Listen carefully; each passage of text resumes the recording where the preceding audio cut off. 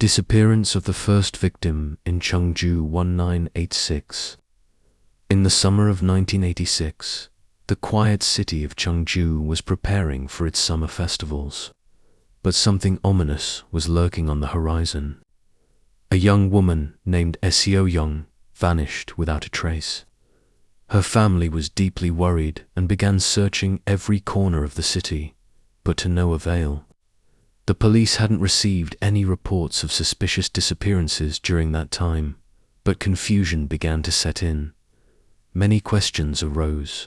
Was this a crime? And was there something dark hidden in the city's shadows? Several days after the disappearance, a farmer discovered Seo-Jung's body in a remote area on the outskirts of the city, a place few would ever pass. The body was positioned unnaturally, as though the killer wanted to send a specific message.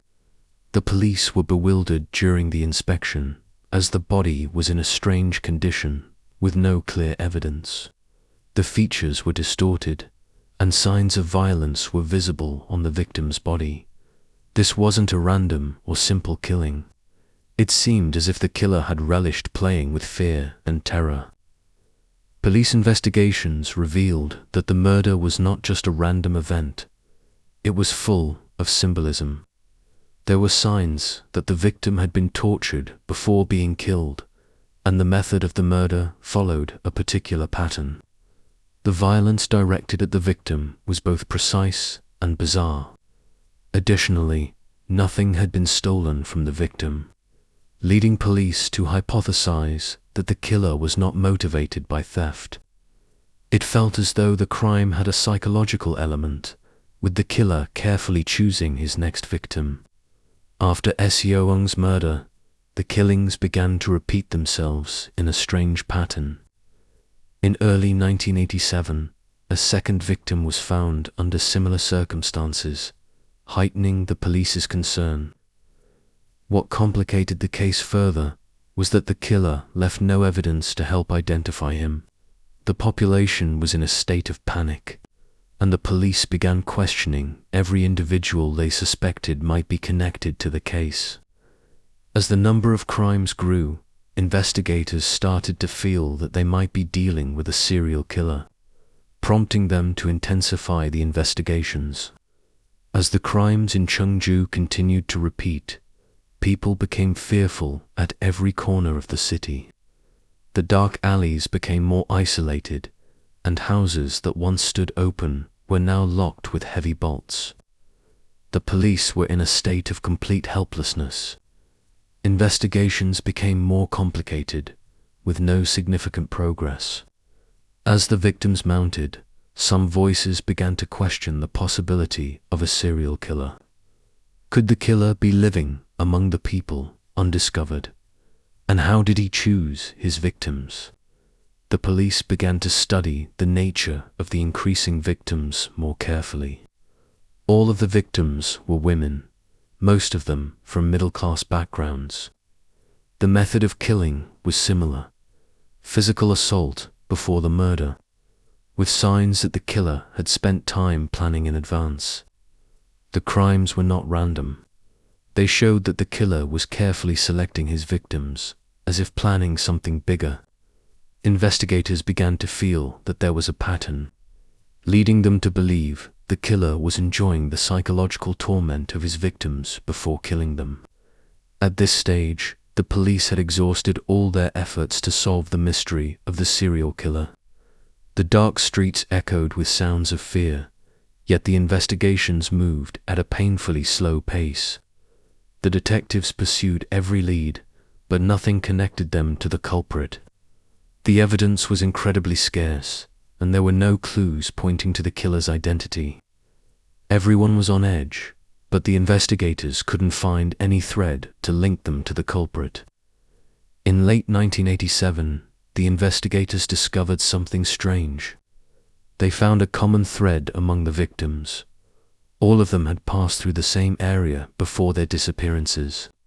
Perhaps the killer knew this place well, which gave the investigators a new starting point. They began re-examining all the evidence more carefully, attempting to unravel the mystery. Slowly, connections between the crimes began to emerge, and with every new discovery, the mystery grew more complex. But they felt they were getting closer to the killer. As the crimes escalated, the police decided to release new details about the killer to the local media. The messages conveyed a sense of frustration and fear.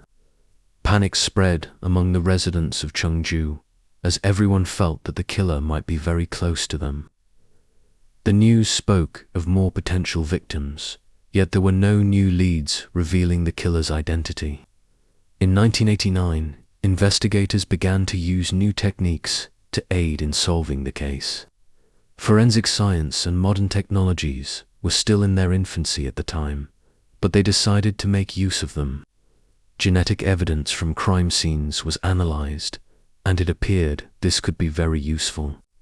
However, they did not yet have the advanced technology that might help them identify the killer through DNA.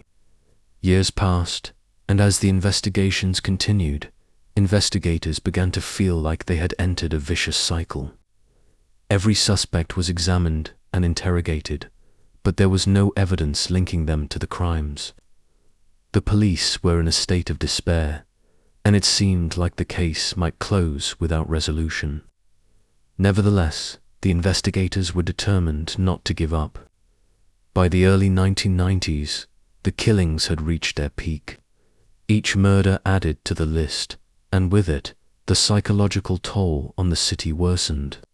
Normal life stopped, as if every visitor to the city had become a suspect.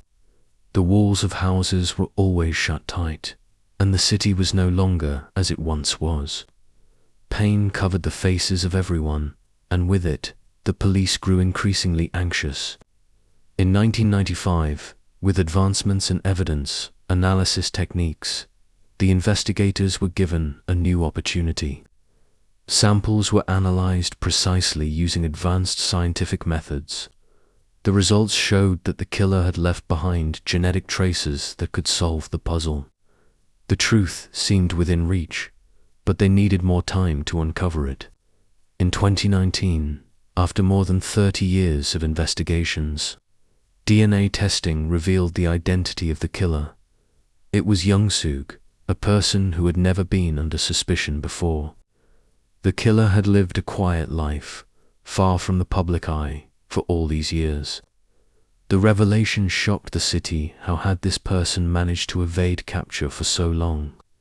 In the end, Seo-Jung was sentenced to life imprisonment, closing one of the most complex cases in South Korean history. Justice had been delayed for many years, but with the discovery of DNA evidence, the case was officially closed in 2019. The city of Chungju, which had lived through years of terror, could finally rest from the nightmare. Source of the case: the Chungju serial killer case is one of the most mysterious cases in the history of South Korea. The crimes were documented in police records from 1986 to 1991. The case remained unsolved for more than 30 years until it was closed in 2019 after the killer was identified. Through DNA analysis, the case was documented in South Korea, Chungju province. After the perpetrator's identity was discovered and he was brought to trial,